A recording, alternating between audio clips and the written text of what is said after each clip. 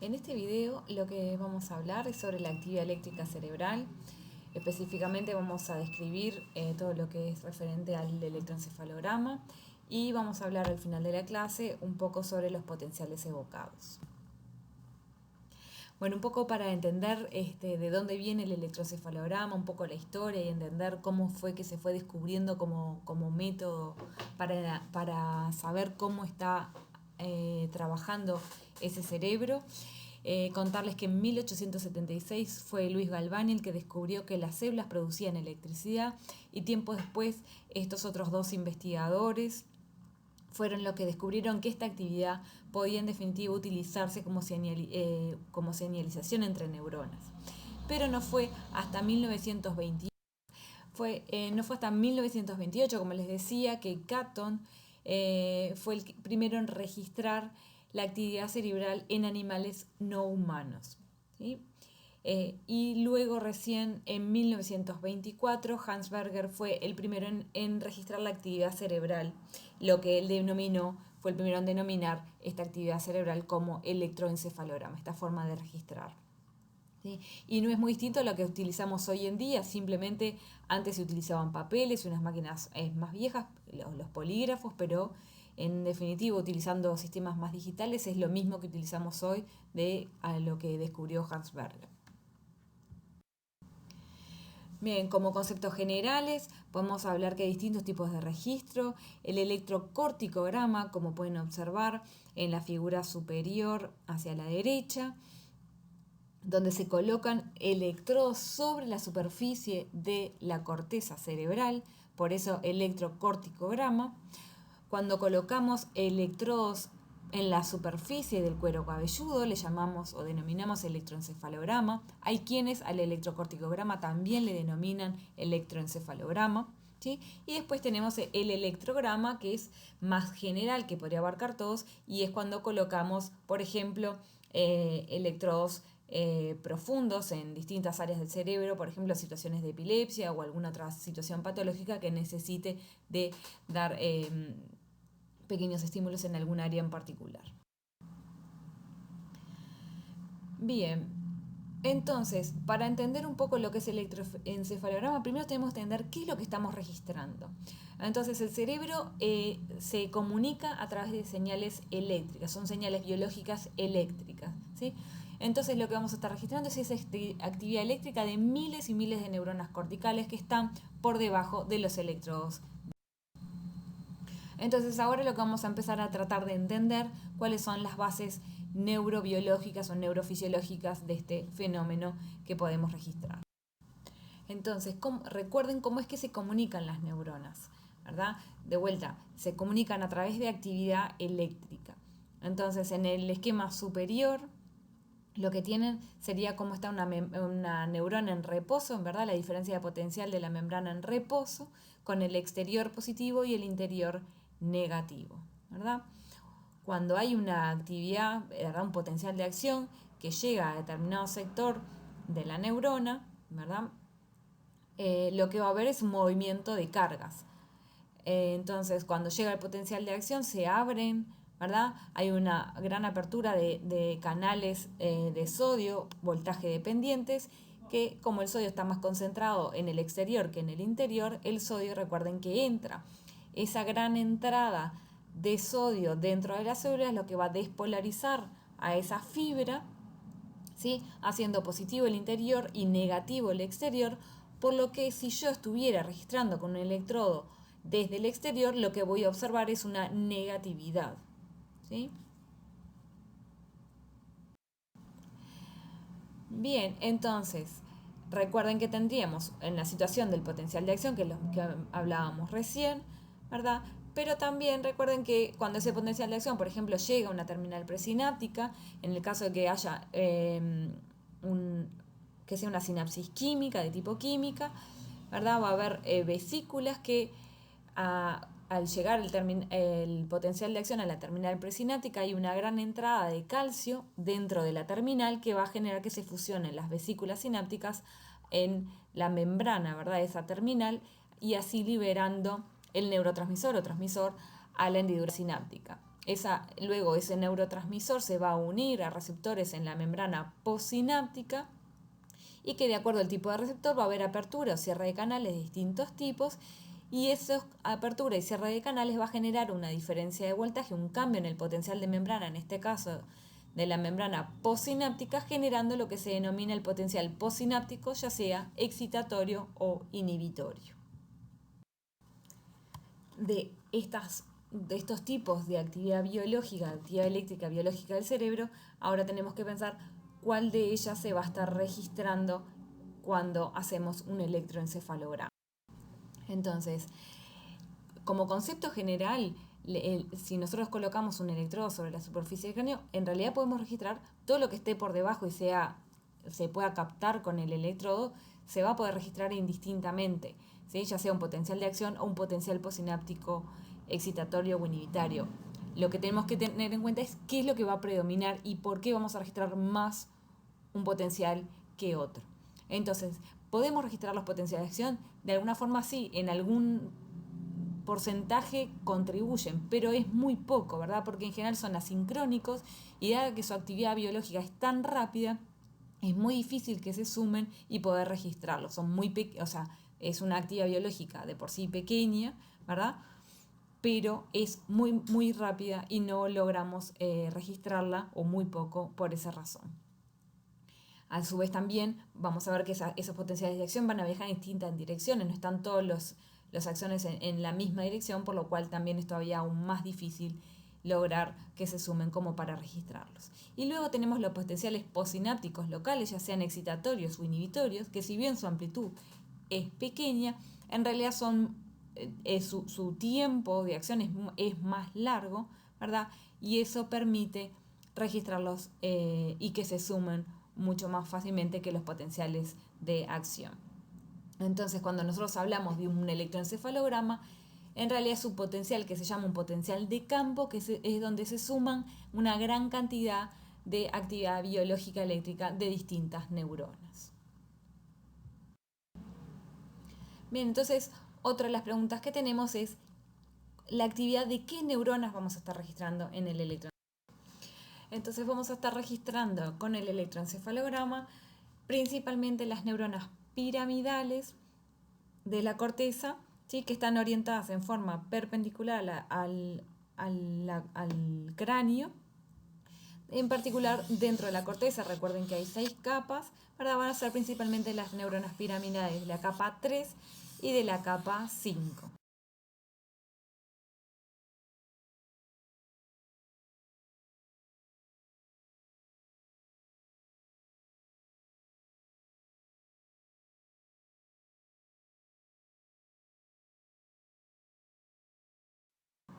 Y ahora vamos a ver cómo afecta la localización de los potenciales sinápticos en la corteza a la polaridad del electroencefalograma.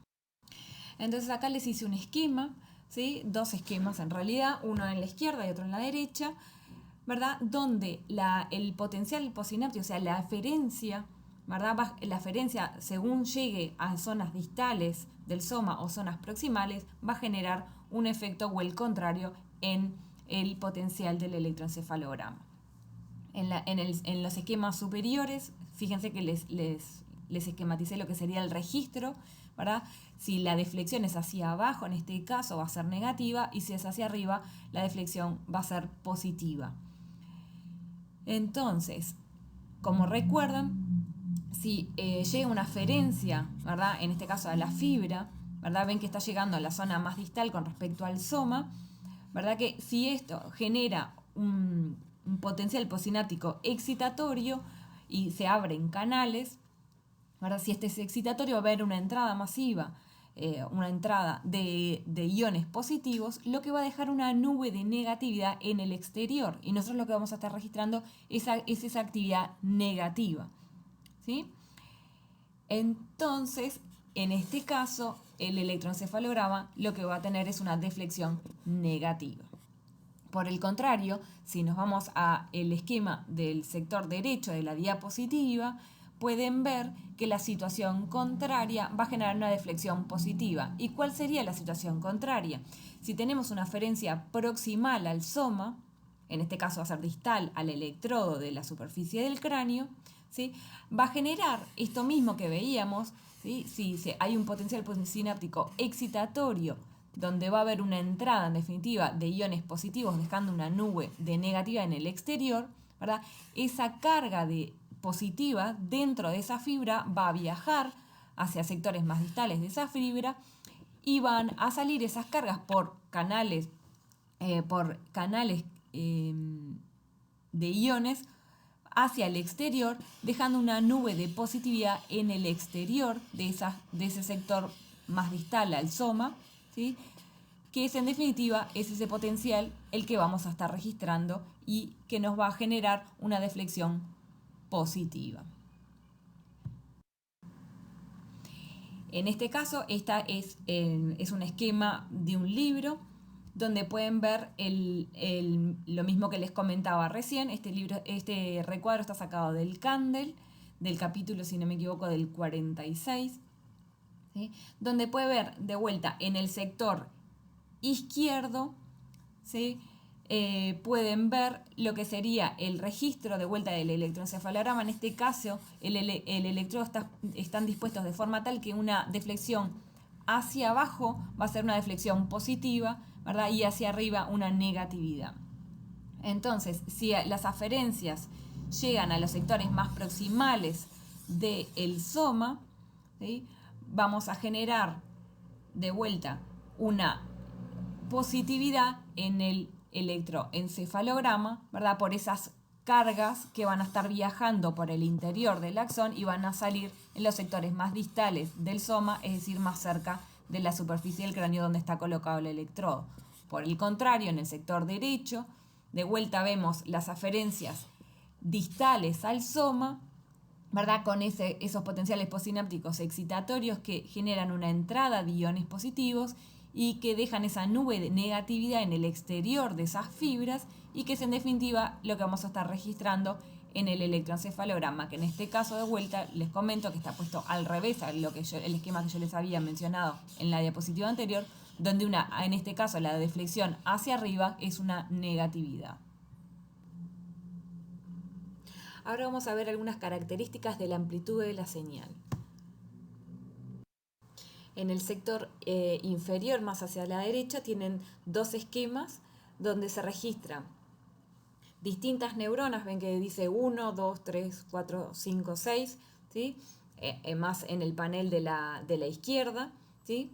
De distintas neuronas que ven que el título dice que es irregular, o sea, son neuronas que van descargando, tienen el potencial postsináptico, ya sea excitatorio o inhibitorio, va a estar asincronizado entre sí, o sea, no están sincronizados una neurona con la otra. Por lo tanto, la suma algebraica de esos potenciales postsinápticos, cuando yo voy a registrarlo desde la superficie del cráneo, ven que da algo muy irregular y una amplitud muy pequeña. Vieron que al final de todo, en el panel inferior, en el último registro dice el electroencefalograma, la suma, ¿verdad?, en el electroencefalograma. Por el contrario, en el esquema de la derecha, ¿sí?, donde las neuronas están sincronizadas, los EPCP o los inhibitorios, ya sean excitatorios o inhibitorios, están más sincronizados. Entonces esos potenciales no se cancelan y se van a ir sumando, entonces hacen que la amplitud de la señal del electroencefalograma sea cada vez mayor y podamos registrar con una amplitud mayor y más visible. En este esquema lo que pueden ver es lo que estábamos hablando recién, cómo las neuronas piramidales están, las que están orientadas en forma perpendicular a la superficie del cráneo, de la corteza, ¿verdad? Son las que principalmente van a generar el potencial primordial que contribuye al potencial de campo que estamos registrando con los electrodos, ¿sí? Y una de las cosas importantes es que el potencial de campo que genera una única neurona o 2, 3 neuronas es muy pequeño como para que pueda ser registrado. Entonces, lo que vamos a estar registrando es la sumación de la actividad de miles de neuronas, pero que están de alguna forma sincronizadas, ¿sí? La entrada las inputs, las entradas a una única neurona son un montón, son muchas entradas que recibe una neurona. Entonces, es la sincronía entre varias de esas entradas las que van a generar un potencial de campo que pueda ser registrado. Y de hecho, no solo tienen que haber cierta sumación temporal y no cancelarse o que no se cancelen todos, sino que tienen que ser también amplificados como lo vamos a ver más adelante. De esta forma, la amplitud del registro va a depender de varios factores, del tipo de actividad, ¿sí? No es lo mismo si todos son potenciales posinápticos excitatorios que si son inhibitorios, si hay potenciales de acción, ¿verdad? Que si bien contribuyen mucho menos, ¿verdad? Pueden tener cierta influencia, ¿sí? De la cantidad de neuronas que estén activadas cerca del electrodo, ¿verdad? Cuanto más neuronas activas y más sincronizadas, mayor será la amplitud de la señal, ¿verdad? Después, otro de los factores va a ser dónde sucede la actividad. No es lo mismo si están lejos o si están cerca de los electrodos. Y el último factor, sí, es cuán sincronizada esté la actividad neuronal. Cuanto más sincronizadas, que ya se los mencioné, mayor va a ser la amplitud de la señal.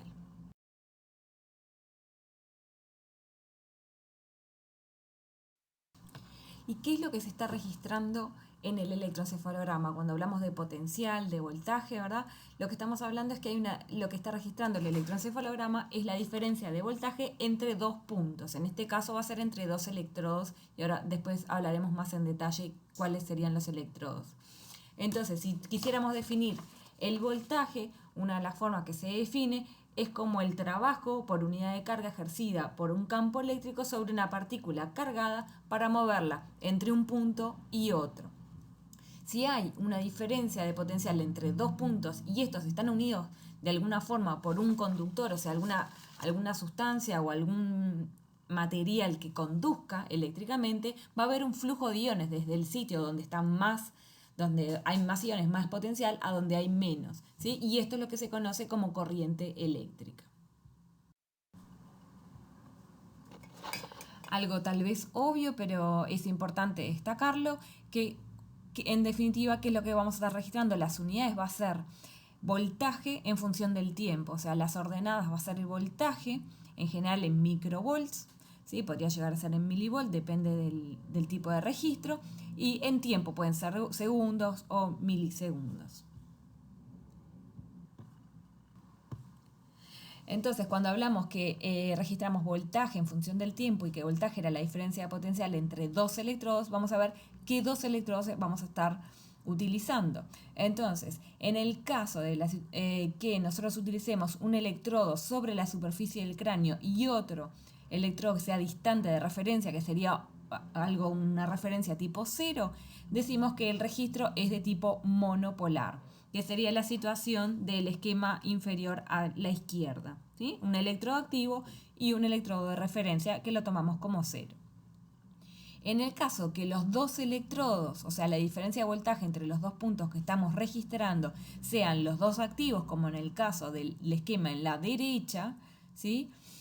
Ese registro va a ser de tipo bipolar, es decir, los dos electrodos son activos. Vamos a registrar la diferencia entre voltaje entre un electrodo y el otro. Esto lo van a ver mucho más en detalle el año que viene cuando comiencen la clínica, pero para que tengan una idea, hay 19 electrodos que se colocan en forma estándar, ¿sí? Sobre la superficie del cráneo, ¿sí? Y que cada letra va a indicar la posición de ese electrodo. Por ejemplo, la F corresponde a los electrodos que están colocados sobre la superficie que correspondería a la corteza frontal, la P sobre la corteza parietal, T de temporal, la O de occipital y C serían los electrodos centrales, ¿sí? Lo importante que ustedes tienen que reconocer es que como cada electrodo va a registrar la actividad de campo de esas neuronas que están por debajo de ese electrodo, en realidad cada electrodo va a captar la actividad, ¿sí? Y la señal biológica que capte cada electrodo puede variar entre los distintos sectores que estemos registrando.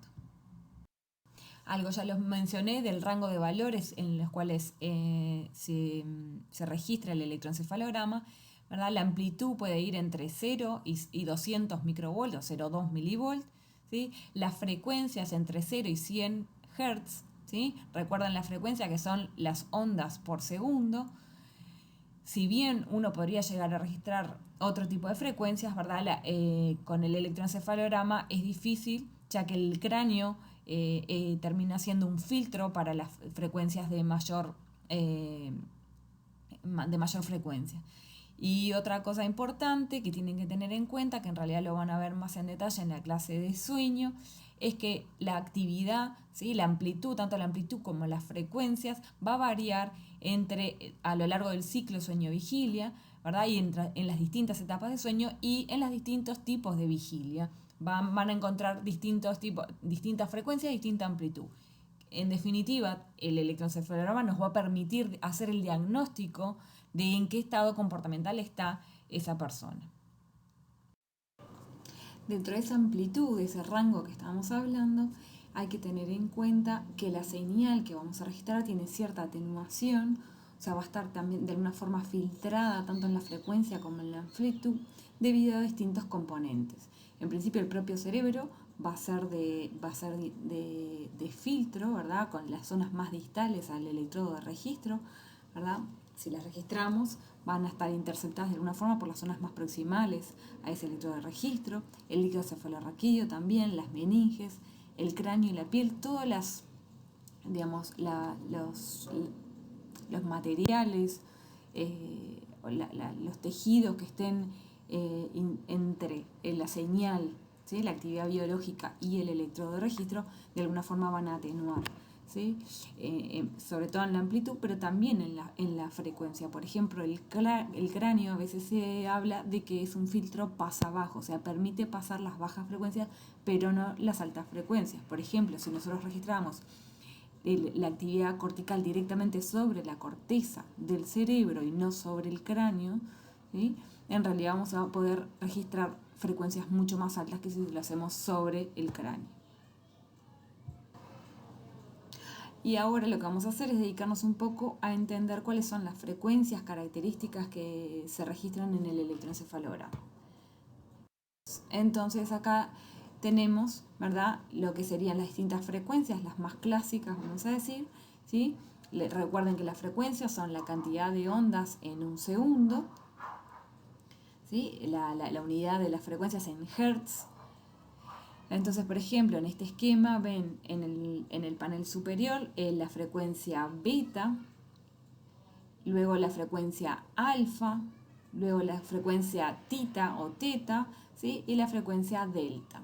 Al costado de cada frecuencia, de cada esquema de registro, pueden ver cómo se interpreta esa señal, o sea, a qué estado comportamental corresponde. Por ejemplo, la actividad beta corresponde a una vigilia con los ojos abiertos o, aunque sea con los ojos cerrados, tiene que tener una alta actividad cerebral. El alfa es vigilia pero con los ojos cerrados en relajación. Muchas veces se habla de estado alfa, por ejemplo, cuando se está haciendo yoga, ¿sí? La actividad tita en el humano nos habla del sueño ligero y la actividad delta del sueño profundo, tanto tita como delta dentro del sueño no REM. Entonces vamos a ir hablando una por una. Por ejemplo, la frecuencia alfa, ¿sí? Es una frecuencia que anda más o menos aproximadamente entre los 8 y 13 Hz en un adulto en condiciones normales, ¿sí? Y una amplitud aproximada entre 20 y 60 microvolts. Fundamentalmente la vamos a encontrar en las regiones posteriores, o sea, en la zona occipital, en cualquiera de los dos hemisferios en forma simétrica. Entonces, en el registro inferior lo que pueden observar es cómo tienen la frecuencia alfa, esa frecuencia entre 8 y 13 Hz. Para calcularla simplemente ven, en este caso es un esquema y no tenemos la escala temporal, pero si la tuviéramos tendríamos que ver cuántas ondas caben en un segundo y ahí calcular la frecuencia. Entonces pueden ver que está delineado con rayas. Lo que pueden ver son esa frecuencia alfa, que es cuando el individuo está con los ojos cerrados. Cuando el individuo abre los ojos, ese registro pierde esa actividad, ¿verdad? Esa frecuencia alfa, estas ondas características, ¿sí? Y luego cuando el individuo vuelve a cerrar los ojos, vuelven a aparecer esas ondas alfa. Acá vemos registros en distintos sectores de la corteza cerebral, ¿verdad? Sobre la superficie del cráneo, pero de distintas regiones. Como ven, los registros superiores corresponden a registros frontales, luego frontal central, central posterior, ¿verdad? Como habíamos visto que era la nomenclatura. Y les resalté en rojo los registros entre la corteza parietal y la occipital, ¿sí? Y lo que pueden observar que lo que les mencionaba recién, que en las zonas frontales o centrales no se observa demasiado esa onda alfa, sin embargo en esas regiones más bien posteriores, ¿sí? Empezamos a ver que esa frecuencia alfa tiene más más amplitud, ¿verdad? Y ven cómo tiene un aspecto fusiforme, como de uso, ¿verdad? Empieza con menor amplitud, aumenta esa amplitud y luego vuelve a disminuir esa frecuencia característica. Y como pueden inferir en este registro, primero la persona está con los ojos cerrados, sin tener alguna actividad particular mental, luego abre los ojos o empieza con alguna actividad mental particular y luego los vuelve a cerrar o a relajarse. Para reconocer la actividad beta, la frecuencia beta o ritmo beta, tenemos que saber que su frecuencia característica es entre 18 y 25 Hz, ¿sí? Y que si vamos a hacer un registro electroencefalográfico en forma convencional sobre el cuero cabelludo, la frecuencia beta por arriba de 30 Hz, la amplitud es extremadamente baja, por lo cual no se va a registrar, ¿sí? La amplitud oscila entre 5 y 10 Hz y a diferencia de la frecuencia alfa que veíamos recién, el ritmo beta va a localizarse sobre todo en regiones anteriores y centrales. Y acá en el registro inferior lo que pueden ver es actividad beta, que corresponde, como decíamos, a una actividad en vigilia con actividad cerebral, ¿verdad? O sea, no estando relajados, ¿verdad? Ven esa frecuencia, ven acá sí tenemos la unidad temporal, ¿sí? Y si ustedes calculan cuántas ondas hay, debería estar entre 18 y 25 Hz. Entonces acá tenemos un esquema similar al que veíamos para la frecuencia alfa, ¿sí? Pero ahora nos vamos a detener a analizar la frecuencia beta, esa frecuencia entre 18 y 25 Hz. Como les dije, sobre todo estaba localizada en las áreas anteriores y centrales. De vuelta se los recuadré en rojo y pueden ver cómo se localizan en el primer registro, en el quinto y en el sexto, ¿sí? En las zonas frontales y centrales. Ahora vamos a ver la actividad o ritmo tita, que va a estar localizado sobre todo en la región temporoparietal y la frecuencia oscila entre 4 y 8 Hz. La amplitud ahora puede ser más pequeña todavía, entre 0,5 y 20 microvolts. Y acá pueden ver de vuelta estas ondas en este registro, que se las recuadré en rojo, ¿sí? Que oscila más aproximadamente entre 4 y 8 ciclos por segundo. Luego la actividad delta, ¿sí? La actividad delta es todavía aún más lenta, una frecuencia que oscila entre 0 y 3 Hz o un poquito más de 3 Hz, pero no más de 4, y la amplitud es bastante más grande, ¿sí? Oscila entre 100 y 200 microvolts y es característica del sueño lento profundo, ¿sí? Recuerden que esta amplitud tan grande, ¿a qué podría deberse? En este caso es porque hay muchas neuronas realizando la misma actividad, es decir, que están sincronizadas, por lo cual hay una sumación algebraica que permite que esa amplitud sea de mayor tamaño. Acá pueden ver un registro real, ya no es un esquema, ¿sí? Donde se registra el electroencefalograma del hemisferio izquierdo, ¿sí? Que es el registro superior que tienen en azul. Y lo importante a destacar del registro electroencefalográfico que es en realidad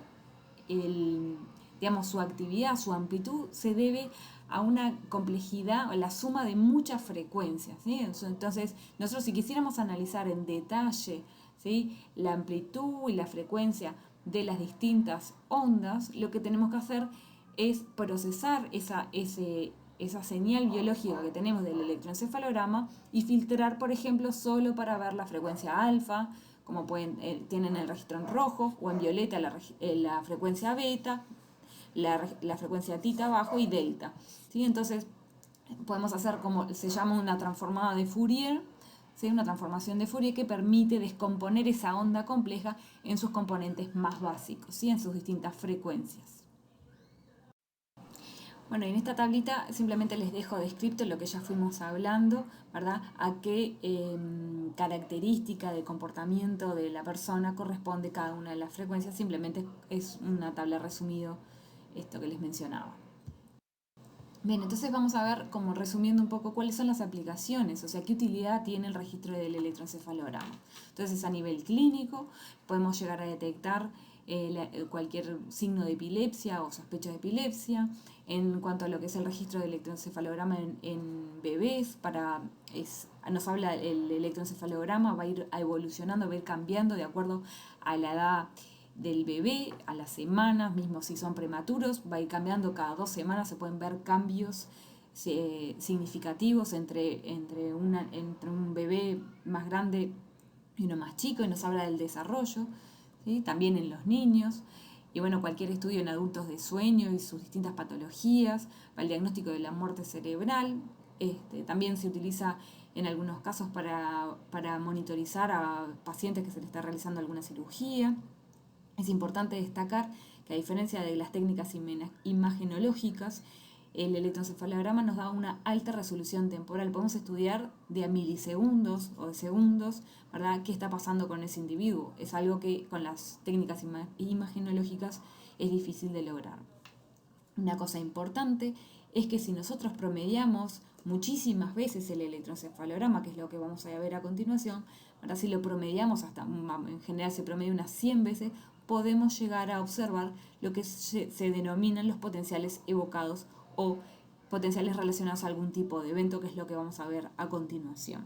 Bien, a nivel de la investigación básica, ¿sí?, que nosotros en particular realizamos en el laboratorio, por ejemplo en el laboratorio de sueño, lo utilizamos muchísimo para hacer todo lo que es el diagnóstico de ciclo sueño-vigilia y todo lo que es el análisis detallado del electroencefalograma, por ejemplo, cómo se conecta un área con otra, ¿sí?, o cómo están, en definitiva, cómo están charlando, ¿sí?, un área del cerebro con otra. En esta última parte de la clase, lo que vamos a hablar es de los potenciales evocados, que, a diferencia de lo que es el electroencefalograma que veíamos hasta ahora, es electroencefalograma espontáneo, ¿sí?, el electroencefalograma donde podemos observar potenciales evocados se da cuando se presenta un estímulo determinado. Puede ser un estímulo sensorial auditivo, puede ser visual, puede ser un estímulo sobre la piel también. Entonces, cuando se genera este potencial evocado, se va a atribuir sus distintos componentes, porque puede tener distintos componentes, a las estructuras anatómicas que están involucradas en la respuesta. Por ejemplo, si es un estímulo visual, ¿verdad?, todas las vías visuales que están involucradas, de alguna forma algunas de sus estructuras pueden ser visibles, entre comillas, en ese potencial evocado que podamos observar. Entonces, de alguna forma, no es un diagnóstico completo cuando nosotros realizamos un potencial evocado, pero nos puede ayudar a complementar todo lo que es un examen clínico, ¿sí?, y nos da una idea de si hay alguna alteración en algún sector de la vía que esté involucrado, ¿verdad?, ese potencial evocado. Podemos registrar potenciales evocados de distinto tipo. Como recién les mencionaba, pueden ser estímulos visuales, estímulos auditivos, estímulos somatosensoriales, ¿sí?, estímulos cognitivos, y que sus distintos componentes van a deberse, como les decía, a distintos sectores de la vía. Pueden ser de origen cortical, subcortical, originados en el tronco encefálico o en la médula espinal. Bien, simplemente para recordarles conceptos muy generales y muy esquematizados de lo que serían las vías sensoriales, ¿verdad?, que tendríamos el nivel de receptor, nivel de circuitos, ¿sí?, que serían todas las vías, y a nivel de lo que sería ya conciencia de la percepción de ese estímulo sensorial. Entonces, si nosotros realizamos un estímulo sensorial, ¿verdad?, vamos a tener un potencial receptorial, luego vamos a tener esa información viaja por esos nervios, ¿sí?, con potenciales de acción, ¿sí?, y también va a haber potenciales sinápticos en las distintas vías que también pueden ser registrados. Una característica importante a tener en cuenta en los potenciales evocados es que la amplitud, ¿sí?, de ese potencial es mucho menor que el electroencefalograma espontáneo que nosotros podemos registrar sin ningún tipo de estímulo. Entonces, para poder analizar y observar ese potencial evocado, debemos procesar ese electroencefalograma. En este ejemplo que ven acá en este esquema, lo que pueden ver sería un potencial evocado generado a partir de un estímulo auditivo. Ven que se registra y se amplifica el electroencefalograma, que sería el registro superior sin procesar. Y como pueden ver, la flecha indica cuando se genera ese estímulo auditivo. Como ven, si ustedes, por más de que hagan ese estímulo auditivo, si observan ese registro superior, no observan nada en particular. Sin embargo, cuando ese estímulo auditivo se realiza 100 veces y se registra 100 veces el electroencefalograma, luego se ponen ordenados de forma tal que los podamos sumar, ¿sí?, algebraicamente, ¿sí? En definitiva se promedia, se hace como un promedio, se suma y se divide de acuerdo a la cantidad de veces que se realice ese estímulo, ¿sí? Y el promedio sería lo que ven en el registro inferior, ¿sí?, ese potencial evocado relacionado con el estímulo. De vuelta se señala con la flecha dónde está el estímulo, y con determinada latencia, o sea, hay cierta latencia entre que se da el estímulo y se genera ese potencial evocado, que pueden ver que son esas ondas de gran amplitud que en el registro anterior no se veían. Y ahora vamos a ir viendo por qué es que se ven, ¿verdad? Porque el electroencefalograma espontáneo, como no está sincronizado una vez con la otra, las distintas ondas se van a ir cancelando, entonces cuando se promedia de alguna forma se eliminan esas ondas espontáneas y queda solo lo que sucede una y otra vez, que sucede lo mismo con la misma latencia, y así el promedio queda una gran amplitud de ese potencial relacionado con el estímulo. Y en este dibujo que les hice, simplemente esquematicé lo que sería las distintas pruebas, ¿verdad? Tendrían la prueba 1, el estímulo 1, se realiza en rojo, la flecha en rojo sería donde sea el estímulo, ¿verdad? Y sucede determinado evento. Luego la prueba 2, otra presentación del estímulo, lo mismo para la prueba 3, y ven que acá les exageré lo que sería el potencial evocado en cada prueba, no se ve así, pero para que sea un poquito más gráfico. Y luego al final, cuando uno promedia esas 3 pruebas, ven cómo queda esa señal relacionada con el estímulo, y sin embargo el electroencefalograma espontáneo que le llamamos, ven que serían todas esas ondas más pequeñas que dibujé, o alguna onda lenta pero que no se da en las 3 situaciones, se van cancelando entre sí cuando uno promedia la señal. En esta diapositiva, simplemente para que tengan idea de lo que es la nomenclatura de los potenciales evocados. Como ven en este registro que está a la derecha, ¿sí?, ven el electroencefalograma en unidades en microvolts, ¿sí?, en función del tiempo, y ven que las distintas ondas tienen distintos nombres de alguna forma: P100, P300, N170, ¿sí? Y lo que, como concepto general, cuando uno ve la P o la N, cuando vemos la P es que son deflexiones positivas, y la N las deflexiones negativas. Y el número que sigue a esa letra corresponde con la latencia de ese potencial evocado. De vuelta, como latencia entendemos como el tiempo entre que se da el estímulo y se genera la respuesta, o sea que en este caso en milisegundos las unidades. Entonces, P100 sería una deflexión positiva que se da a los 100 milisegundos de que se generó el estímulo. N170 sería una deflexión negativa que se da a los 170 milisegundos de presentado el estímulo.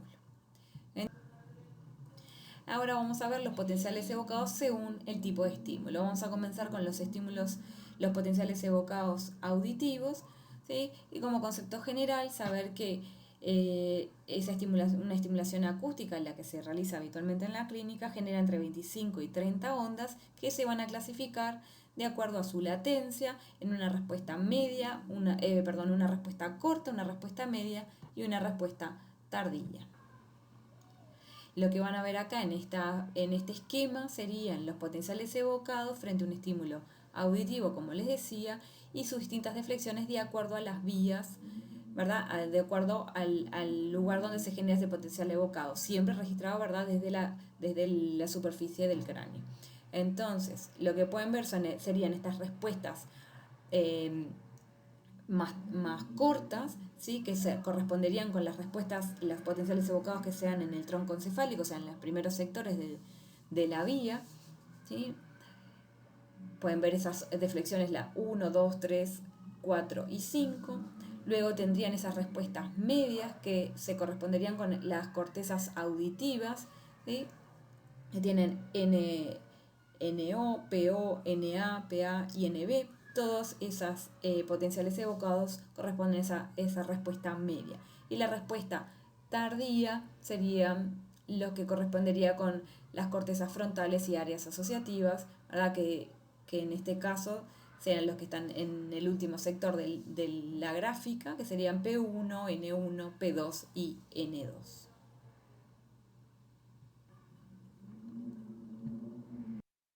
Este es un esquema muy similar al anterior, pero con un poquito más de detalle y con alguna estructura en la figura un poco distinta.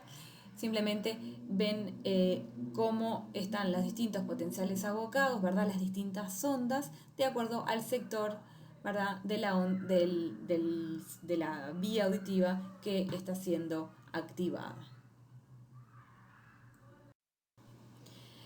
Entonces, los potenciales auditivos de latencia corta, ¿sí? Característicamente no dependen de la colaboración del sujeto. O sea, uno estimula, se le da un estímulo auditivo y esté prestando atención o no, ese potencial evocado se va a generar igual. Ya los de latencia media y tardía van a depender de la atención o el estado fisiológico, psicofisiológico del individuo. Entonces está la característica onda P300, es una deflexión positiva de 300 milisegundos de latencia que van a ver en la figura siguiente que depende de la atención del individuo.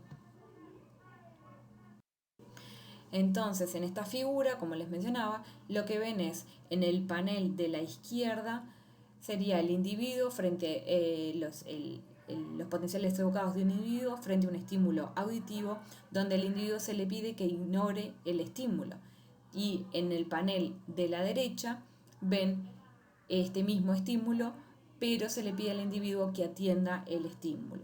Entonces, como ven, hay tres gráficos hacia abajo. Van a tener en el panel superior los potenciales evocados cortos, de corta latencia, en los paneles del medio, los de latencia media, y en los inferiores, los de latencia de mayor duración, más largos. Como pueden ver, los de latencia corta, el individuo, si presta atención o no presta atención al estímulo, va a estar presente igual esos potenciales evocados. Lo mismo con los de latencia media. Sin embargo, los de latencia larga, por ejemplo el P300, claramente cuando se le pide al individuo que no preste atención a los estímulos, esa onda, ese potencial evocado desaparece.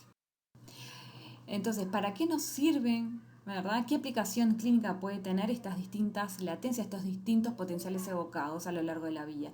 En definitiva, lo que nos permite es diagnosticar o tener una idea desde el punto de vista topográfico dónde se ubica una lesión en el caso de que exista, si está en el nervio auditivo, a nivel del tronco encefálico, ¿sí? O en sectores más corticales. Y ahora lo que vamos a hablar es un poco sobre los potenciales evocados visuales. Entonces, podemos encontrar distintos tipos de estímulos visuales para generar estos potenciales evocados. Puede ser un flash, una luz intensa, difusa y breve, ¿sí? Donde el individuo no tiene por qué fijar la mirada, ¿sí? De hecho, podrían estar inclusive los ojos cerrados, como en distintas situaciones, por ejemplo, un neonato que no se le puede pedir, ¿verdad?, que fije la mirada. Bien, después está lo que se denomina el dámero, ¿sí? Una tabla, ¿verdad?, con distintos cuadrantes en blanco y negro, como si fuera el juego de ajedrez, ¿sí? Donde el individuo tiene que fijar la mirada en el centro. De vuelta, acá recuerden, al igual que en los estímulos auditivos, se tiene que realizar ese estímulo al menos, o en general en promedio, 100 veces. En estos registros lo que se observa es el electroencefalograma en distintas regiones, ¿verdad?, del cerebro, de vuelta siempre desde el cuero cabelludo, ¿sí? frente a un estímulo lumínico que serían flashes, como se observan, ¿verdad?, en las flechas abajo, ¿verdad? Esas flechas negras indican cada vez que se realiza un estímulo visual. Y como pueden observar, de hecho, en este registro electroencefalográfico sin procesar es posible ver una pequeña onda, ¿verdad?, que correspondería al potencial evocado aproximadamente unos 150 milisegundos luego de realizado el estímulo. Si se fijan, tienen la calibración de un segundo, ¿sí?, de 50 microvolts por debajo del registro entre la corteza, entre las áreas centrales y parietales, entre C4 y P4, por debajo tienen las unidades, la escala, perdón. Por último, lo que vamos a ver es los potenciales evocados frente a un estímulo, como les decía, que sería el dámero, ese cuadriculado blanco y negro. En este caso van a ver el electroencefalograma, pero promediado frente a 100 estímulos, ¿sí? Como pueden observar, hay distintas deflexiones negativas y positivas. Observen que las deflexiones positivas se ven como deflexiones hacia abajo, ¿sí? Y recuerden que el número corresponde a los milisegundos de latencia entre el estímulo y el potencial evocado. Una cosa interesante a observar, que lesiones, por ejemplo, de la retina nos pueden afectar la amplitud de ese potencial evocado, inclusive pequeños alteraciones de la retina o pequeñas lesiones pueden generar, inclusive si son muy graves, que desaparezcan estos potenciales. Y por ejemplo, si hay alguna alteración en los nervios, en el nervio óptico o a nivel del quiasma, puede aumentar la latencia de estas ondas, o sea que la P100 en vez de aparecer a 100 milisegundos podría aparecer a 120, 150 milisegundos. Entonces, en definitiva, estos distintos tipos de estímulos nos van a permitir hacer el diagnóstico, tener una idea de dónde estaría localizada la lesión.